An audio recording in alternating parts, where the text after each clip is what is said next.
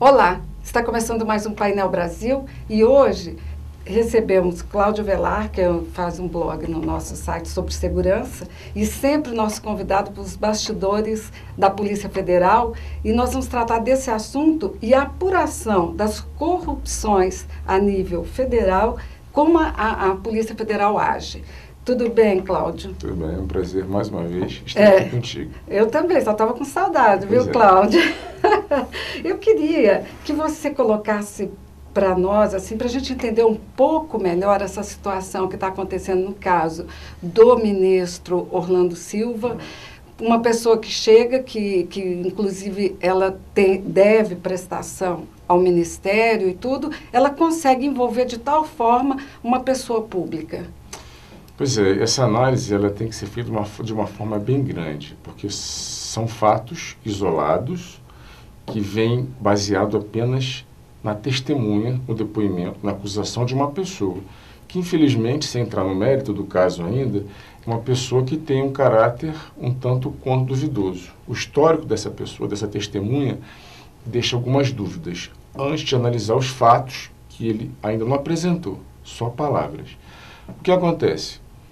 Na figura do direito, no primeiro semestre de qualquer faculdade de direito, a gente aprende que a testemunha, fazendo uma metáfora, é a testemunha das provas.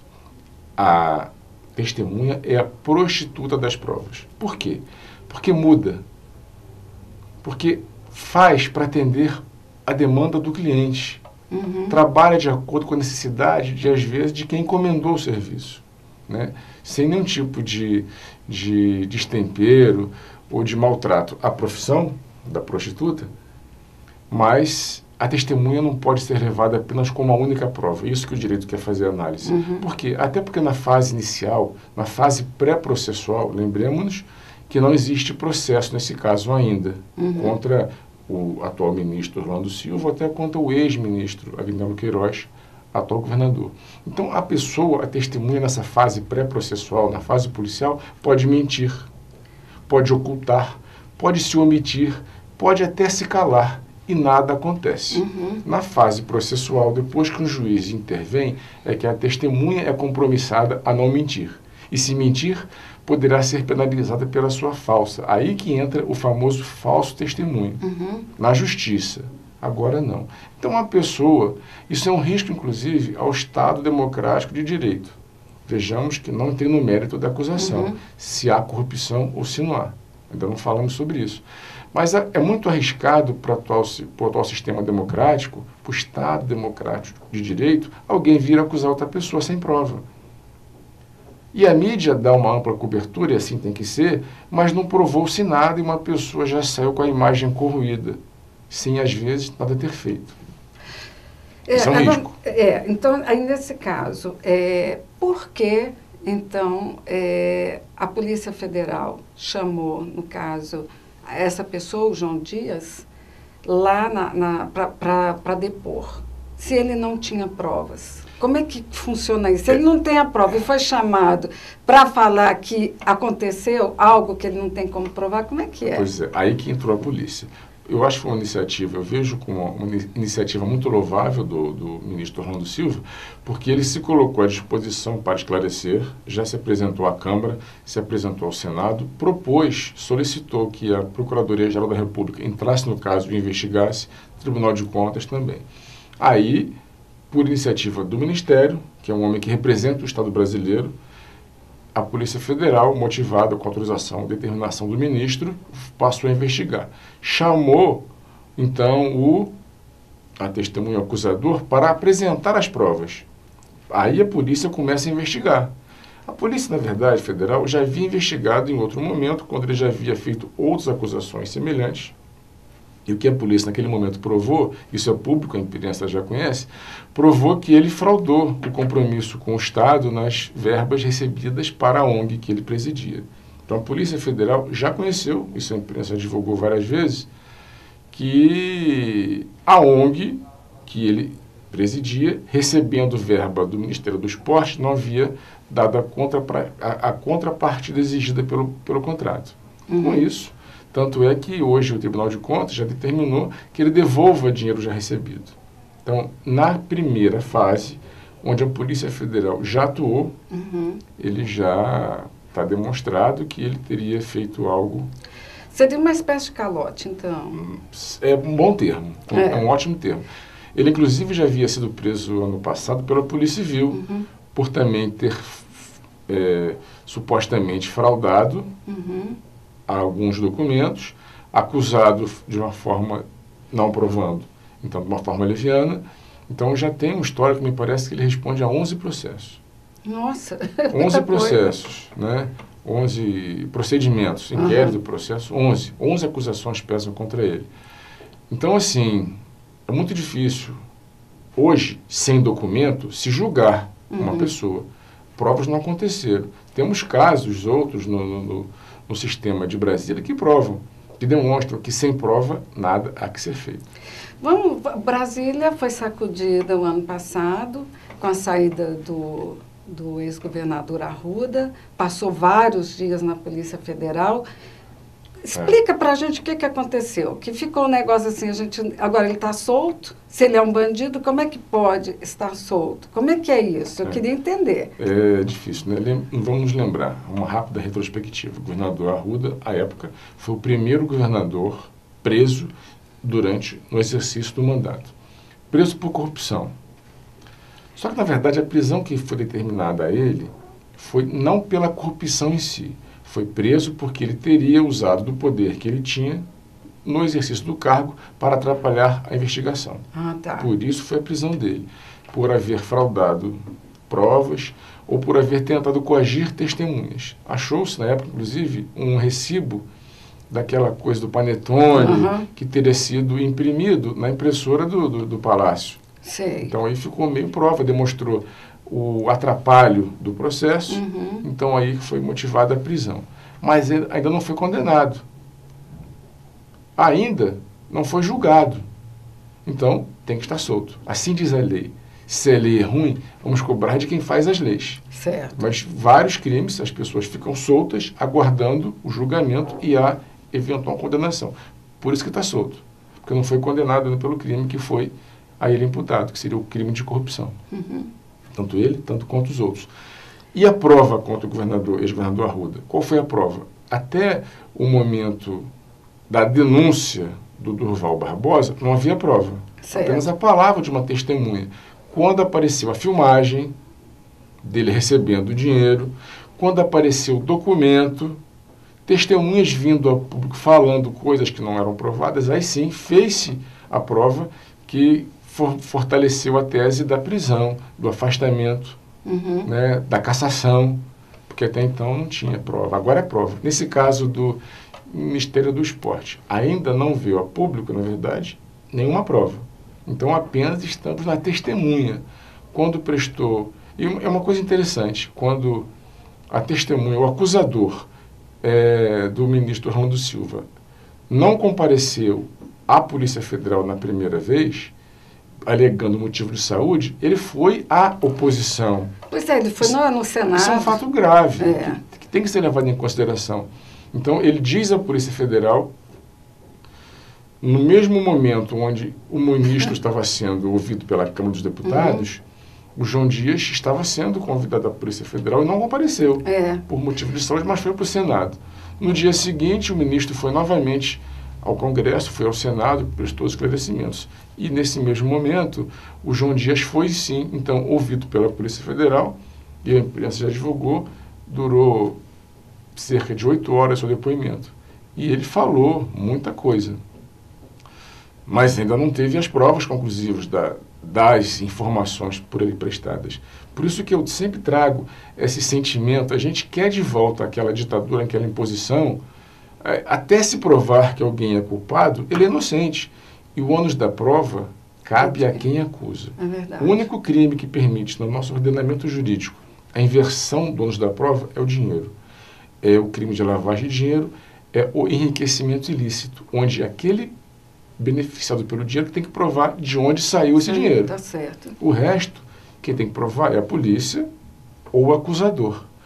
E um detalhe, os policiais federais demonstram isso e eu falo como representante dos policiais federais, como diretor sindical, já fui presidente do sindicato.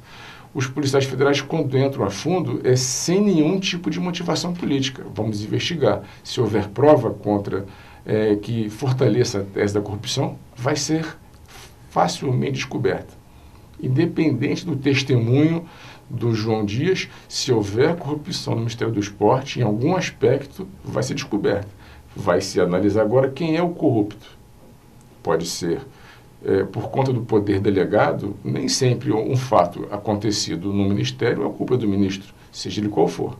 Então vai ser demonstrado, eu não tenho dúvida, os policiais federais sempre fazem o trabalho, até hoje está mostrado o trabalho bem feito, sem vínculo político, sem motivação, apenas fazer o que a sociedade quer, fazer valer o salário que recebe, trabalhar bem trabalhado. Então vai mostrar que se houve documento falso, sob favorecimento, se houve notas fiscais frias, isso a Polícia Federal certamente vai demonstrar. Se comprovar a corrupção, vai aparecer a justiça para o corrupto. Se não provar, vai ficar demonstrado realmente que foi a calúnia, a má-fé, foi uma denunciação caluniosa feita pelo João Dias. E só uma análise técnica, pericial, vai provar. Bom, nessas alturas o estrago já foi feito. Politicamente, sem dúvida, a imagem está... O que, no caso aí, final dessa história, o que cabe hoje? Porque o ministro já foi, já falou, o João Dias não mostrou as provas, e ao longo desses anos, ele sempre falou em provas, há mais de anos, a gente sabe muito bem disso, e ele nunca apresentou. Como levar em conta e colocar uma pessoa na situação em que o ministro ficou? Como é que pode isso? É um negócio horrível. Assim, a gente tem que ter a responsabilidade da imprensa, nossa responsabilidade é de informar, e tem que ser sempre imparcial. Lógico. Sabemos que no meio desse projeto não tem como deixar de falar de política. O sistema político hoje no país permite essas coisas. Da mesma forma, o João Dias não foi a Polícia Federal, mas foi a oposição da base do governo. Então, já mostra uma certa tendência. Antes, durante a campanha do Agnello, em 2010, ele, da mesma forma, motivado por opositores do candidato Agnello Queiroz, foi também a oposição e fortaleceu os debates. Isso é um dado importante a se lembrar. Agora, ele vai ter que provar. Se não provar, não vai acontecer nada criminalmente contra o ministro, mas o estrago foi feito. Lembremos-nos que temos agora a Copa do Mundo, que o governo brasileiro está impondo que se mantenha as regras atuais de benefícios, meia entrada para estudantes, meia entrada para idosos, pessoas da menor idade, que não se venda bebida alcoólica nos estádios, e o ministro do Esporte tem sido porta-voz do governo junto às entidades interessadas, às empresas, à FIFA. Coincidências à parte, empresas fornecedoras de cerveja são patrocinadoras da Copa. A editora Abril é patrocinadora da Copa, empresa que é proprietária da revista Veja, que fez a primeira denúncia. Que até agora também a revista Veja, não estou aqui apresentando nenhum tipo de juízo de valor, muito pelo contrário, porque é uma empresa fortalecida, mas não provou, só falou o que o João Dias teria dito. Então, o estrago na imagem de uma pessoa pública é muito grave, mas é o ônus de ser um representante do poder público, é o ônus de ser uma pessoa pública. É interessante de ressaltar que o ministro colocou à disposição o seu sigilo bancário e fiscal, que para mim deveria haver uma lei que deveria ser aprovada, eu acho difícil pelo atual sistema, mas que não só o ministro, mas todos os servidores públicos de ofício tiverem os seus sigilos, deveriam ter os seus sigilos abertos. Mas não só o servidor público do Poder Executivo, também do Judiciário, os próprios deputados e senadores que fazem as leis. O meu sigilo como servidor público já está aberto. Eu assinei, Cláudio Avelar, assinei um documento autorizando. Não sou obrigado, não, mas eu assinei um documento internamente no órgão que autorizo qualquer fiscalização nas minhas contas. Bancária, fiscal, eu não tenho sigilo. Por que só eu? Por que só policiais federais? Por que não todos os servidores? Então não tem que abrir, eu não tenho que deixar meu sigilo aberto, tem que ser obrigado. O Estado tem que ter condição de avaliar a conduta de qualquer um dos seus servidores, mas dos três poderes. Não adianta fazer uma lei para o outro, faça uma lei para si. Então, e no caso aí do João Dias, ele pegou esse dinheiro no Ministério, ele comprou uma casa e montou 2 academias. Como soldado, ele jamais teria condições financeiras de fazer tal aporte de patrimônio. Ouvi dizer que já estaria respondendo alvo de uma investigação por conta da incompatibilidade dos patrimônios. Os patrimônios são incompatíveis com os seus rendimentos, seriam incompatíveis com o rendimento. E ele já estaria também obrigado a devolver um valor de milhões. Porque ele não prestou conta, que não teria sido prestado conta. Então, são fatores. Se houve um desvio de conduta por parte de algum servidor do Ministério do Esporte, deve ser apurado. Mas se não houve, o estrago foi feito. Agora, de qualquer forma, o denunciante, o acusador, já é réu em alguns processos, em outros ele é acusado, mas está sendo investigado tanto pelo enriquecimento ilícito, como pela incompatibilidade, como pela não prestação de contas, que poderia suscitar a ideia do desvio de recurso público. Enfim, uma série de coisas vão acontecer. Agora, a gente não pode nunca perder de foco isso, o Estado democrático de direito. Uma pessoa não pode ser dada como culpada sem que seja realmente provada. E a responsabilidade da imprensa é crucial nesse fator. Não pode ter motivação política. A gente tem, independente das simpatias, né, que nós tenhamos por partido A, partido B, por bandeira A, bandeira B, por pessoas, temos que ser imparciais. Senão nós voltamos para a ditadura, onde sem provas as pessoas eram presas, eram mortas, torturadas, desapareciam na melhor das hipóteses.